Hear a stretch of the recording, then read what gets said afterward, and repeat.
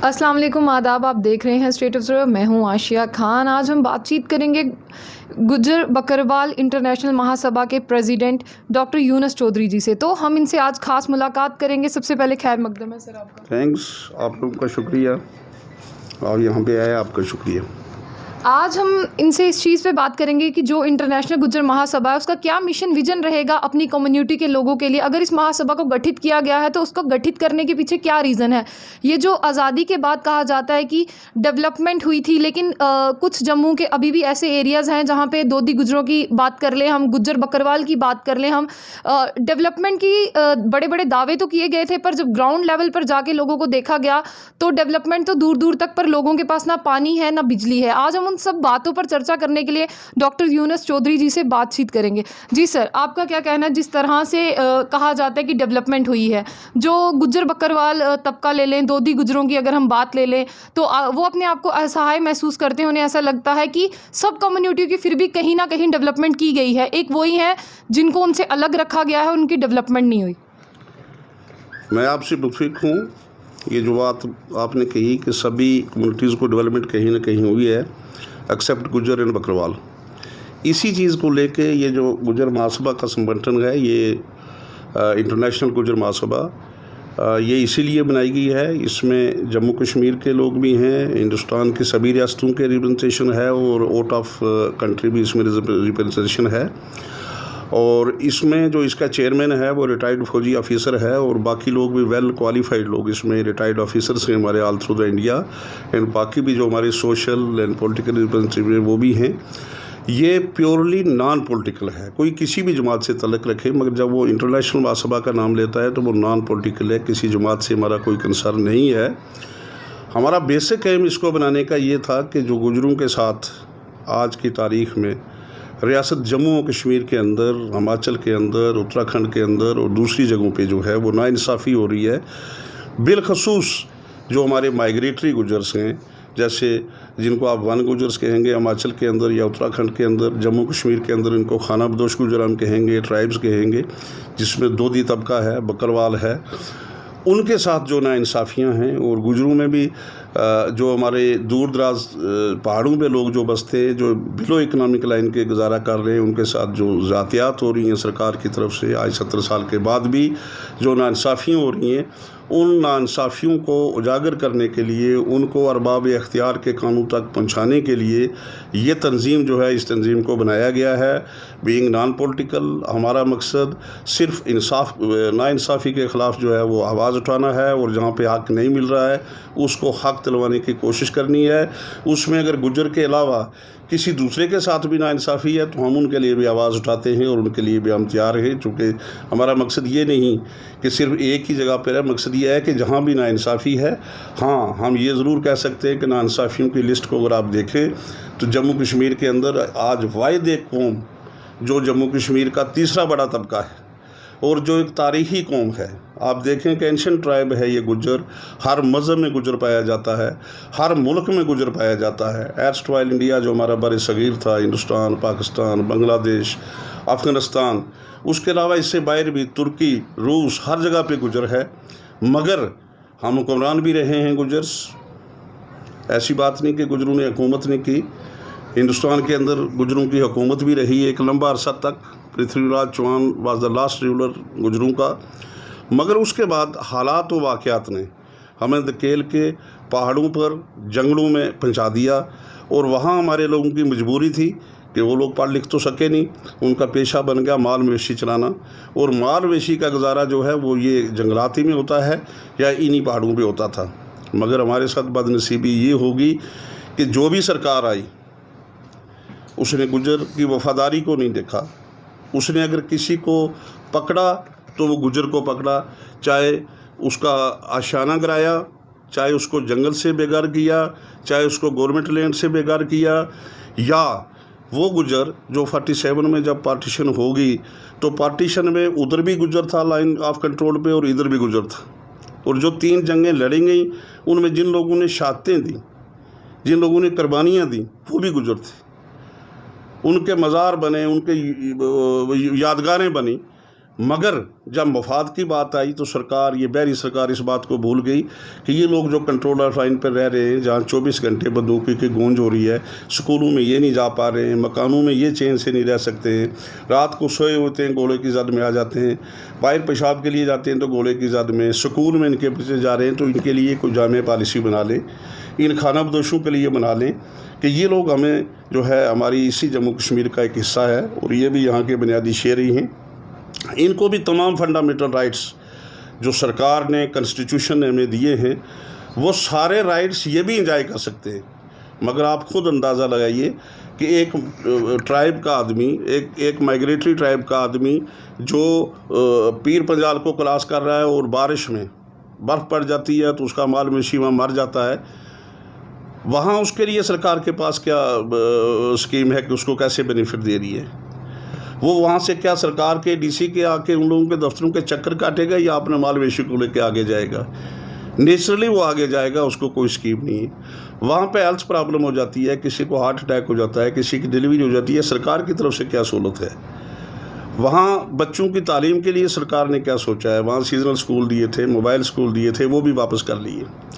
हमारे दोधी गुजर जो यहाँ 50-50, 60-60 भैंसें पालते हैं, उनको बैठने के लिए कहीं जगह नहीं है। अगर किसी सरकारी लैंड में उन्होंने अपना कुल्ला बना लिया है तो दौड़ के आते हैं जंगल के ऑफिसर और रेवेन्यू के ऑफिसर और म्यूनसिपलिटी वाले, यहाँ से गुजर को मारो, यहाँ से उठा दो। उनको इतना सोच नहीं है कि अगर गुजरों को मैदानों से भी निकाल रहे हो, जंगलों से भी निकाल रहे हो, तो इतना माल मवेशी इनका गुजारा है, मुलाजम ये नहीं है, मजदूरी ये नहीं कर रहे, बिजनेस इनका नहीं चल रहा, तो बताओ इनको मारो, फेंको के कहाँ, इनका बाल बच्चा कहाँ गुजारा करेगा? काफ़ी लंबे अरसे से फॉरेस्ट एक्ट की मांग चल रही है। जिस तरह से अभी डीसी जम्मू की तरफ से जो ऑर्डर आया था कि जो निक्की तवी वाले एरियाज़ हैं जहाँ पर वो लोग रहते हैं उनको खाली करवाया जाएगा, और उनको 2 महीने का अल्टीमेटम दिया गया था। एक ऊपर से महामारी का दौर चल रहा है, लोगों के पास रहने और खाने के लिए नहीं है, फिर भी जो लोग जहाँ पर रह रहे हैं वहाँ से ऐसे ऑर्डर आते हैं कि इनको यहाँ से उठा दिया जाए, तो उनके लिए उस ऑर्डर में कहीं जगह नहीं है कि इनको यहाँ से उठा के यहाँ रखा जाएगा। तो आप इस चीज़ को किस तरह से देखते हैं? ये वो लोग हैं जो हिल काका ऑपरेशन में वहाँ से जो है जिन्होंने मिलिटेंट्स के साथ फाइट किया, इनकी जो बच्चियाँ हैं, इनकी जो औरतें हैं, उन्होंने भी बंदूकें उठाई हैं, देश की वफादारी के लिए, देश के लिए लड़ी हैं। अगर वो लोग यहाँ से भाग के यहाँ आ गए हैं तो यहाँ से भी इनको जो है परेशानी हो रही है उनको निकालने में लेके। मेरा इसके लिए क्या है, मैं तो ये कह रहा हूँ कि जो लगातार जुल्म और सितम गुजरों पर हो रहे हैं, उनमें से ये भी उसी जुल्म और सितम का एक हिस्सा है। और इसको छोड़ के भी अगर आप देखें, ये तो रहा सवाल कि गुजरों के साथ क्या हो रहा है, जो माइग्रेटरी गुजर हैं, जो खानाबदोश गुजर हैं, ना उनके बच्चों की सोच है, ना उनकी पढ़ाई की है, ना उनकी सेहत की है, ना उनके प्रोडक्ट्स की कोई कीमत है। दूध की कीमत तय होती है, कंज्यूमर वाले कर लेते हैं, गुजरों को कोई नहीं पूछता है। उनकी ऊन की कीमत तय होती है, गुजरों को कोई नहीं पूछता है। वो रास्ते में क्या मुश्किलात हैं, गुजरों को कोई नहीं पूछता है। उनको मार दिया जाता है, उनके साथ रेप कर देती हैं, गुजरों को कोई नहीं पूछता है, सियासत का शिकार हो जाते हैं। फॉरेस्ट एक्ट आया तो पहले कहा जी 370 है, ये 370 ये इम्प्लीमेंट नहीं होने देंगे। अब 370 भी गए हुए साल हो गए, अभी तक भी नहीं। उससे बढ़ के रिजर्वेशन इन प्रमोशंस, 1999 में ये शेड्यूल ट्राइब हमें मिला था, 30 साल हो गए। शुरू में इन्होंने कुछ जो है वो रिजर्वेशन देने की कोशिश की, और जब इन्होंने देखा 1-2 डिपार्टमेंट में रिजर्वेशन दे के कि ये गुजर लोग थोड़े से ऊपर हो गए, तो उस रिजर्वेशन को इन्होंने एक वेल निटेड कंस्पिरेसी से यहाँ की ब्यूरोक्रेसी ने बंद कर दिया। और जब हम लोग सुप्रीम कोर्ट में गए तो कहा नहीं जी 370 का आर्डर यहाँ इम्प्लीमेंट ही नहीं होता है, अंडर दफ़ा 370 के हमें रिजर्वेशन से मारूम कर दिया गया। हमारे जो मुलाजमीन हजरात थी उनको प्रमोशन नहीं मिली, वो जहाँ के थे वहीं रहे। और अब जब 370 टूटा, जब हट गया, तो गुजरों ने खुशी मनाई कि अब तो इनको सारे वो जो सेंटर में दिए जा रहे बेनिफिट एसटी को मिलेंगे। मगर वो एक शेर है, मुकद्दर में सख्ती थी वो मर के भी नहीं निकली, पत्थर कब्र खोदेगी मेरी तो ज़मीन पथरीली निकली। गुजर को इस यूटी में भी कुछ नहीं मिला, ना उनको प्रमोशन बेनिफिट है, ना उनको जंगलात फॉरेस्ट एक्ट का कोई बेनिफिट है, ना उनकी जो है रिहेबिलिटेशन के लिए कोई कदम उठाया गया है, और ना उनके लिए हमारी एक बड़ी पेंडिंग डिमांड थी गुजर रेजिमेंट बनाई जाए, हमारे नौजवानों को वहाँ पे भर्ती किया जाए, वो भी नहीं बनी। हमारी एक बड़ी लंबी चौड़ी डिमांड थी कि हमारी जो गोजरी लैंग्वेज है उसको 8th शेड्यूल में दिया जाए, क्योंकि ये लैंग्वेज इंटरनेशनल लैंग्वेज है। ये यहाँ हिंदुस्तान की तो बात ही नहीं, हिंदुस्तान से बाहर भी बोली जाती है और जम्मू कश्मीर की तो तीसरा बड़ा तबका इस ज़बान को बोलता है। अगर ऐसा हो जाता तो जहाँ 5 ज़बानें दूसरी हैं, छठी ये भी हो जाती तो क्या फ़र्क पड़ता था, लेकिन मगर नहीं, यहाँ पर भी सौतेली माँ का सलूक किया गया, गुजरों को यहाँ भी नज़रअंदाज किया गया। हमने कहा हमें पॉलिटिकल रिजर्वेशन दी जाए, वहाँ भी सौतीला सलूक है। पहले जो STD थी उसमें भी क्लब कर दिया गया था, सेपरेट ST नहीं रहा था, STGNB, वहाँ भी हमें नुकसान हुआ, अब भी लगता है नुकसान ही होगा। उसके बाद हमने कहा ट्राइबल यूनिवर्सिटी जम्मू कश्मीर के अंदर दी जाए, उनको भी नहीं दी गई। उसको भी देने का कोई जो है ना गवर्नमेंट का कोई मन है। एक नारा ज़रूर होता है, गुजर हमारे साथी हैं, देशभक्त हैं, गुजर बड़े पेट्रियोटिक्स हैं। जो हमारे केंद्रीय सरकार के जो जम्मू के प्रेसिडेंट हैं, उनके द्वारा कहा गया था कि जो गुज्जर बकरवाल हैं उनको 35,000 फ्लैट्स बना के दिए जाएंगे और उनको घर दिया जाएगा, वो हमारे भाई हैं, ऐसा कहा जाता है। कि आपको लगता है जो उन्होंने वादा किया था वो पूरा किया? अभी तक तो कुछ हम फ्लैट देख नहीं रहे हैं, ना कोई लैंड उसके लिए मखसूस किया, ना वो किसी प्लान में हम उसको पढ़ रहे हैं। तो मैं ये कैसे कहूँ कि इसके आगे कुछ होने वाला है, क्योंकि जम्मू कश्मीर की ये सरकार है 370 हटने के बाद भी तो 1 साल से ज़्यादा हो गया है। इससे 1 साल में जहाँ इतने बड़े काम किए जा सकते हैं तो वहाँ गुजरों के लिए कोई जगह मखसूस नहीं की जा सकती है।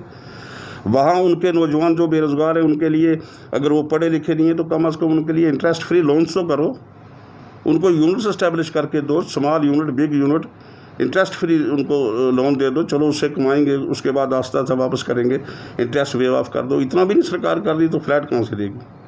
चलिए, एक सवाल मेरा यहाँ पे आपसे यही रहेगा कि अगर हम कठुआ केस की बात करें, वहाँ पे भी दोदी गुजरों की बात करें, फिर एक रहेगा हमारा ये जो फेक एनकाउंटर अभी कुछ देर पहले हुआ है, उस पर अगर हम बात करें, अभी अगर कुछ दिन पहले की बात करें जो फ्लाई मंडाल का केस रहा है, वहाँ पे भी ये दोदी गुजरी थे। तो आप इसको किस तरह से देखते हैं? क्योंकि जब भी लोगों से बात की जाती है उन्होंने कहा कि हमें हमेशा ऐसा ही महसूस होता है जिस तरह से सबका विकास हुआ है, हमारा विकास नहीं हुआ। तो वो लोग अपने आप को असहाय महसूस करते हैं, उन्हें ऐसा लगता है कि उनके लिए कोई नहीं है, उनकी कोई नहीं सुनेगा। सुबह हम दूध पिलाते हैं, फिर हमारे साथ ही ऐसा सब कुछ होता है। तो आप क्या कहना चाहेंगे अपनी कम्युनिटी के लोगों को? देखिए, यही तो हमारा 70 साल का रोना है कि हमारे साथ नाइंसाफ़ी हो रही है और लगातार नाइंसाफ़ी हो रही है। हमारे जो नेता हजरात थे उन्होंने अच्छे काम किए, हम किसी की नहीं करेंगे, उन बेचारों ने भी अपने टाइम में सब ने बड़ा जोर लगाया। मगर सवाल ये है कि समझ में ये नहीं आ रही है कि गुजर के ख़िलाफ़ क्या पॉलिटिक्स है, अंदरूनी तौर पे क्या कंस्पिरेसी है कि जहाँ भी इस साल होता है वहाँ गुजरी का होता है। आप जंगलात की बात करें तो वहाँ भी गुजर को उठाया जा रहा है, वहाँ कोई दूसरा है उसको कोई नहीं पूछ रहा है। गवर्नमेंट लैंड्स दूसरों के पास हैं, वहाँ कोई नहीं पूछ रहा है, सेलेक्टिवली गुजरों को मारा जा रहा है।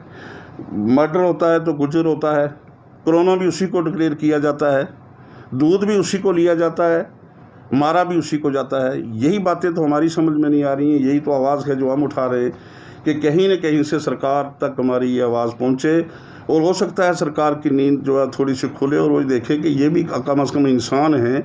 एक बड़ा तबका है जम्मू कश्मीर के अंदर और जम्मू कश्मीर के बाहर भी 15-20 करोड़ गुजर हैं इस वक्त, तो इनकी भी एक बड़ी पॉपुलेशन है जो सफ़र हो रही है। इनकी बेहतरी के लिए भी हम कोई स्टेप उठाएं, यही तो हमारी डिमांड है। जी, जिस तरह से हम बॉर्डर एरियाज़ की बात करें तो वहाँ पे भी बहुत बड़े तबके में गुज्जर बकरवाल रहते हैं। जब वहाँ से शेलिंग होती है पार से तो सबसे पहले गुज्जर बकरवाल ही मारा जाता है। तो आप देखें, एक देशभक्त कौम, फिर भी उसको नहीं हिस्सा दिया जाता, आज़ादी के बाद उनकी डेवलपमेंट नहीं होती। तो अभी इंटरनेशनल गुज्जर जो महासभा है उसका क्या मिशन विजन रहेगा अपनी कम्युनिटी के लोगों के लिए? देखिए, जहाँ तक इंटरनेशनल गुजर महासभा का सवाल है, मैंने ऑलरेडी कह दिया, हम कोई पॉलिटिक्स में तो नहीं है, ना पार्लियामेंट में ना असम्बली में, हम तो एक समाजी तंजीम हैं और इसमें जो इंटेलेक्ट्स हैं वो ऑल थ्रू द इंडिया इकट्ठे हैं। हम तो सिर्फ इन डिमांड्स को सरकार के कानून तक पहुँचाते हैं इन ए डिसेंट वे। कोई सरकार के कॉन्स्टिट्यूशन की खिलाफ वर्जी नहीं करते हैं, कोई सरकार के रूल्स की नहीं करते हैं। सरकार को समझाते हैं कि इनके साथ ये हो रहा है, अगर हमारे साथ नहीं हुआ, हम ऑफिसर्स थे, ऑफिसर रिटायर हुए, मगर हमारे भाइयों के साथ ये हो रहा है, इनको सुनो, इनकी कोई जस्ट और जेन्युइन डिमांड है उसको आप मानो। इनके साथ कोई अगर राइट्स की लापरवाही हो रही है, नहीं इनकी सुनवाई हो रही है, इनको कोई बेसिक राइट नहीं मिल रहा है तो वो दो, हमारी ये डिमांड है। सुनना तो सरकार का काम है। और ये बात ज़रूर मैं कह सकता हूँ कि जब इंसान तंग आ जाता है तो ज़रूर कहीं न कहीं उस वक्त वो लावा उगलता है। जम्मू कश्मीर का गुजर ये बात इस वक्त ज़रूर सोच रहा है कि कहीं ना कहीं हमारे ख़िलाफ़ साजिश हो रही है। हो सकता है कि इनमें इस किस्म की भी यूनिटी आ सकती है ऑल थ्रू द इंडिया को, कोई ऐसा हंगामा हो कि सरकार को मजबूरन झुकाव करके इनसे जान छुड़ानी पड़े, इनको इनके राइट्स दिए जाएँ। फिलहाल हम तो बड़ी डिसेंट वे से राइट मांग रहे हैं, तो कल चलिए आखिर में जो हमारे नए गवर्नर हैं, आप इनसे क्या अपील करते हैं? हमारे नए गवर्नर बड़े अच्छे हैं।